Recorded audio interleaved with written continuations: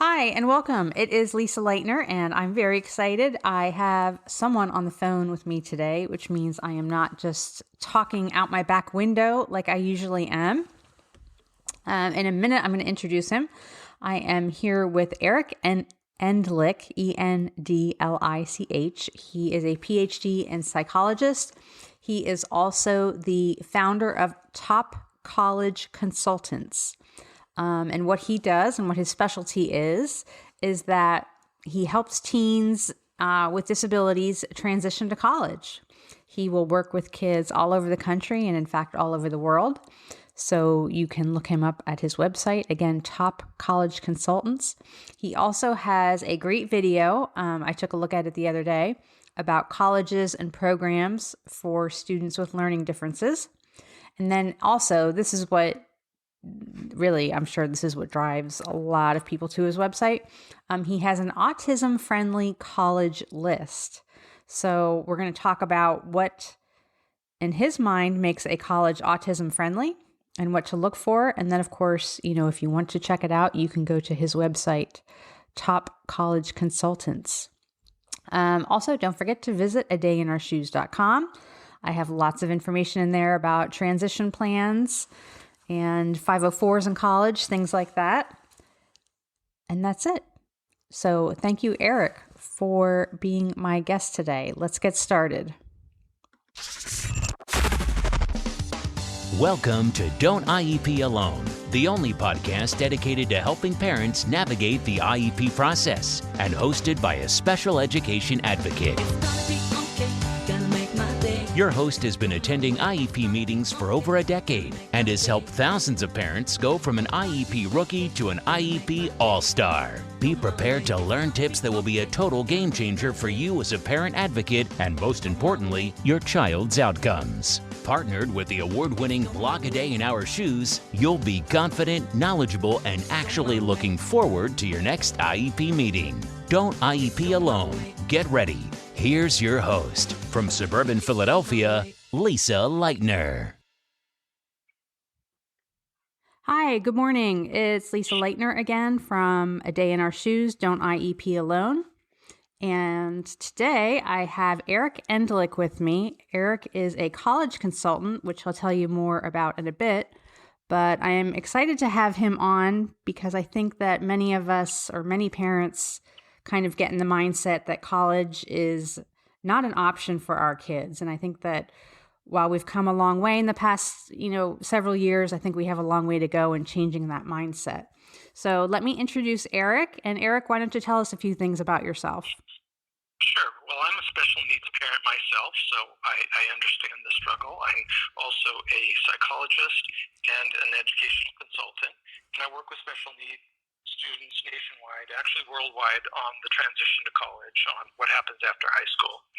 And thank you for having me on your show. I'm really excited to talk about how things change when students finish high school and age out or finish the IEP process, because it can be very confusing and unsettling for parents. And I think that's true even with our non-disabled kids. We worry about what's going to happen and what they're going to do. So, when our kids have more challenges, it certainly brings a few more worries. Mm-hmm. Okay, so let's back up then a little bit. Let's go back to high school. As you know, I work as an IEP advocate, and I just find that a lot of transition plans, they're just not very meaty. There's a lot of, child will research 3 colleges, child will do this, child will do that. And there's not, a whole lot of substance to them. Mm-hmm. If a parent has a child right now who's in transition age, what do you think are some important things that should be in that transition plan? Well, I think one of the things that's really important is to assess a child's college readiness. And there are lots of students who are college capable, but not college ready. And this is not necessarily something that you can rely on the school or anyone else to point out to you. Your child may be taking challenging courses in high school, getting decent or even very good grades. That doesn't mean that they're ready to go off to college, live with a roommate, manage their time independently, advocate for themselves with a professor, and do all of the other tasks that come about when you're in college that you may not have had to grapple with in high school. In high school, there tends to be a lot more support around through the parents being there, possibly through the special education team, a learning specialist, a counselor at school. There are lots of supports that students don't even realize that they're relying on that kind of go away after high school. And it's important for parents to figure out what additional college readiness skills does my child need. Do they need more time to acquire those skills before college, or do they need some extra supports in order to be able to thrive in college? Because simply going to college with academic proficiency doesn't mean everything's going to go smoothly. So true. Good. So, working on definitely getting those soft skills in there, and at least recognizing what the needs are and addressing them for independent living. Yeah, and let me be clear too. I understand fully that not all students are college capable or interested in college. It's not the only option or the best option for everyone. There are also non-degree programs on college campuses for students with intellectual or developmental disabilities that people may not know about. And again, the school system may or may not inform you of all the options that are out there. That's true. Interesting. I had that written down to bring that up with you. These like kind of non-degree, non-credit type of programs for students with disabilities. Are you seeing a significant increase in those, or in numbers of them? Yes. Yeah, it does seem like they're proliferating, which I think is a great thing because there's a lot of students who see their peers going off to college and feel kind of envious that, you're going to, live away from home and do all these cool things and I'm just having to live at home and not sharing that experience. So it's a great opportunity for students who may not be college capable, who may not be able to handle the academics of college, to still go off, live on a college campus, and more importantly, develop life skills, independent living skills, social skills, along with having this experience that for them can be very fun and exciting. We had, I live about 15 miles from one of our state schools. And they had this program for, I want to say 2 or 3 years, maybe it was 5, but then they had publicly announced that they weren't going to fund it anymore. And it was nice. The public outcry was tremendous. And I want to say within 60 days, they found the money and said, okay, yeah, we're not going to discontinue this program. Well, that's great. Well, I think in some cases, students get some funding through state agencies, so that helps the families be able to afford the programs, and it helps the programs stay in business. Yeah. Okay, you have on your site, and your site is topcollegeconsultants.com, which I will have a link to it in the podcast. But on there, you have a list of what you consider autism-friendly schools. Can you tell me what you look for in an autism-friendly school? Yeah, well, primarily I've listed schools that actually have an autism support program of some kind, and these really vary in terms of how comprehensive they are. Some of them have a social skills component, some of them don't, but these would be programs that are designed to include, welcome, and support students on the spectrum on their campus. I've also included a handful of colleges that have programs that aren't necessarily specific for autism, but could still be really helpful for students on the spectrum. So, for example, if it's a program for students with learning differences and it has academic coaching, help with executive function, time management, and that sort of thing, those could be some of the issues that those students are struggling with, and so it still could be a good option for them. It really depends on the specific needs of the student. So you can't just kind of pick colleges based on a list. You really have to match the student to the college very carefully. Just being on the spectrum, for example, doesn't mean that a student necessarily needs an autism support program, or if they do, you have to look at which components they need. And then there are colleges that have something maybe more limited, like an autism club, which I think is still more than some other colleges have. So I've tried to list colleges that have anything that is going to be especially helpful for students on the spectrum. I've thrown in a couple of the programs that we were talking about earlier, the non-degree certificate programs, just as examples, but I don't have an exhaustive listing on my site. I can help families find these colleges. And then, of course, as I said, not all students on the spectrum need these support programs, but they still need to be really thoughtful and mindful in choosing a college that's going to meet their needs, where they can thrive. Right. So let's just say a parent, their number one criteria is going to be location because they want to keep the child close to home, and no such, I live in suburban Philadelphia, so I am seriously within like 10 or 15 miles of a dozen colleges maybe. But others, aren't so lucky. So what would parents look for if you say, well, I really want to keep my kid close, at least for the first year or two? What are some things, or what are some questions that they can ask admissions and things like that?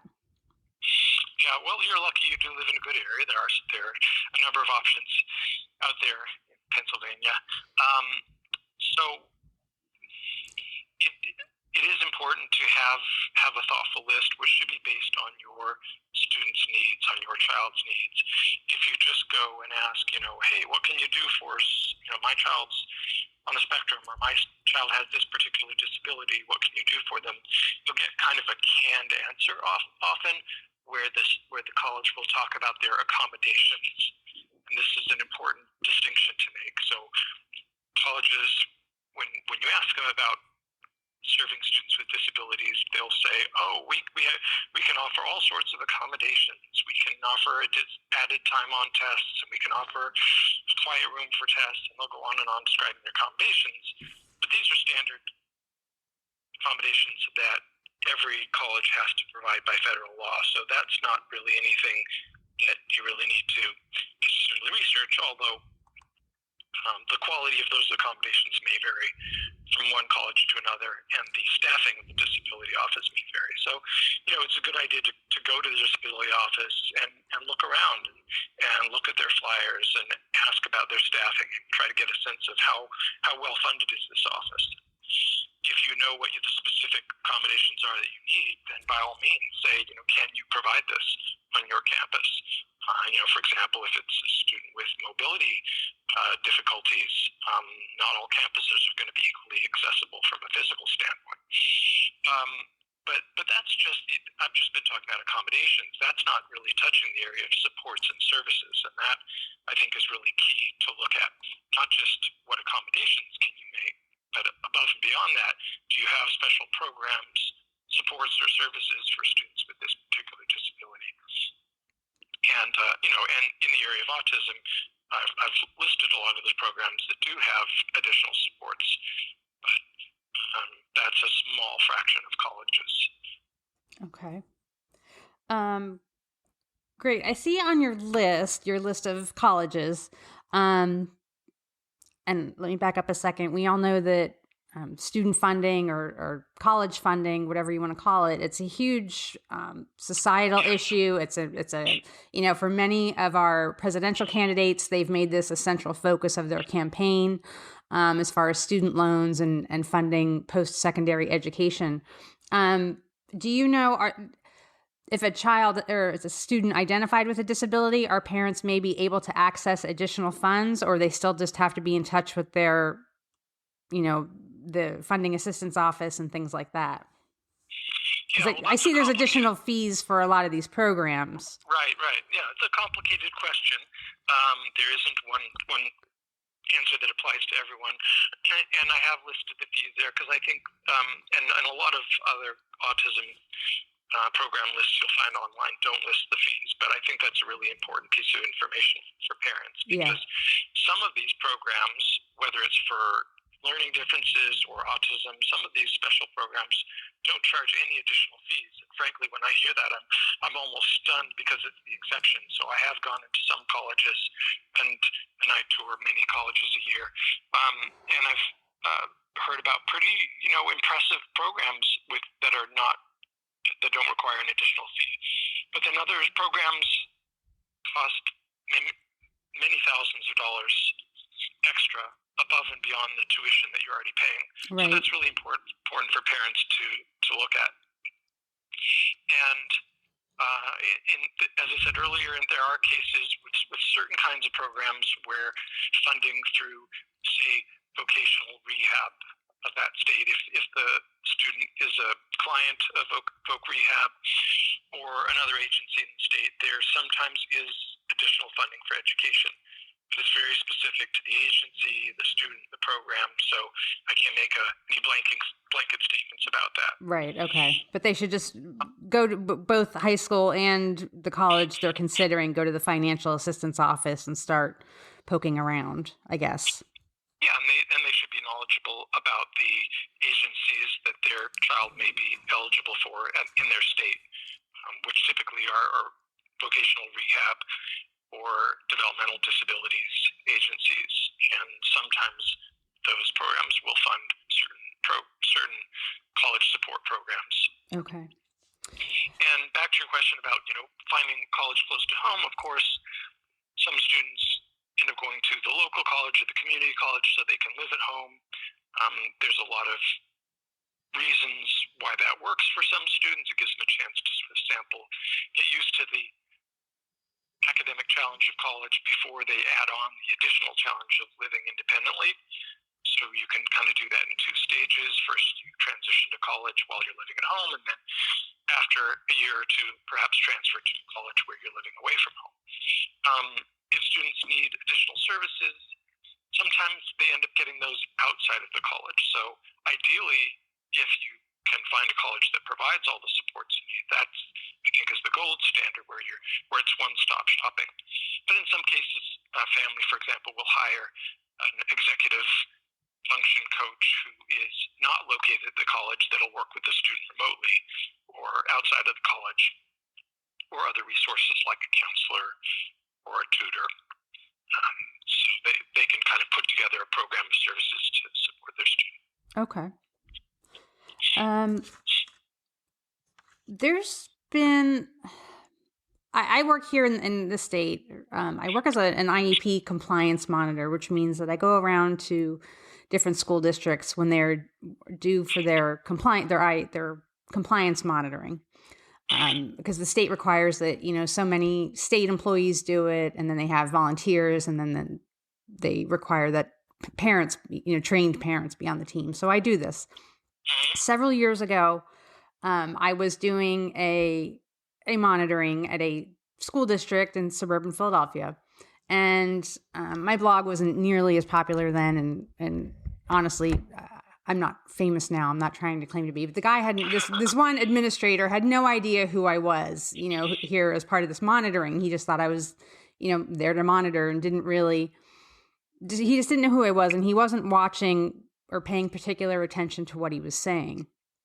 And he started, I'll say, running his mouth, for lack of a better term. And he was telling the other folks there who were retired educators as part of the team I was on that their kind of standard MO was to, they were passing kids through with learning disabilities. They had IEPs, some of their needs were being met for the most part. But when it came time to graduation, what they were doing was they had been instructed by their attorney to offer a 13th or 14th year. So, it's time to graduate, time to transition, and the school says, well, do you think you need a 13th or 14th year? Of course, most kids, what most 18-year-old kids want to say, no way, I'm leaving, I'm out of here. But then this disturbing trend has erupted in that these kids go off to college at different levels, community college, whatever, and they're not ready. And we're finding here locally that a lot of community colleges are pushing back, saying, we're spending too much time remediating these kids because they weren't ready. Is that something that is just, you think, localized here? Or is that something you hear about? And what should parents do if, their kid receives a diploma? They think they're ready for, at the very least, community college, and then they get there and they're really not. Okay, and that's it. That is where we are going to end for today. I am going to leave you with a cliffhanger. And yes, because I am such a nerd, the cliffhanger isn't even that exciting. It's about whether or not your child is ready for college. But I want to thank Eric for participating today. You can catch him next Tuesday when the new episode publishes. In the meantime, if you want to look him up, Eric Endlich can be found at topcollegeconsultants.com. He's also on Facebook and LinkedIn. Thanks, and Thanks we'll see for you next listening week. to the Don't IEP Alone podcast. No parent should have to IEP alone. And with a day in our shoes, you don't have to. For more IEP assistance and letter templates, visit adayinourshoes.com. For ongoing assistance and support, follow our Facebook page and group.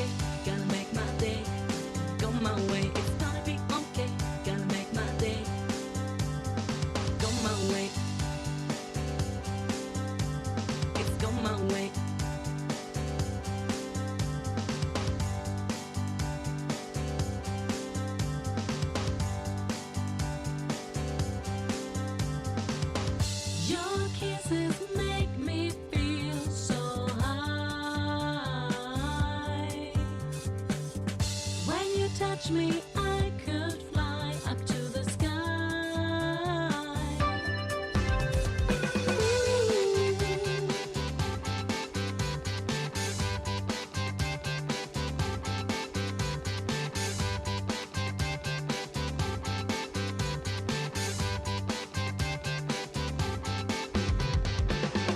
Every day I'm on my road, but today is the day that I meet you, my baby. Hope you're going to stay. It's gonna be okay, gonna make my day. Go my way, it's gonna be okay, gonna make my day. It's gonna be okay, gonna make my day. Go my way, it's gonna be okay, gonna make my day. Go my way. It's go my way. My way. It's go my way. It's go my way.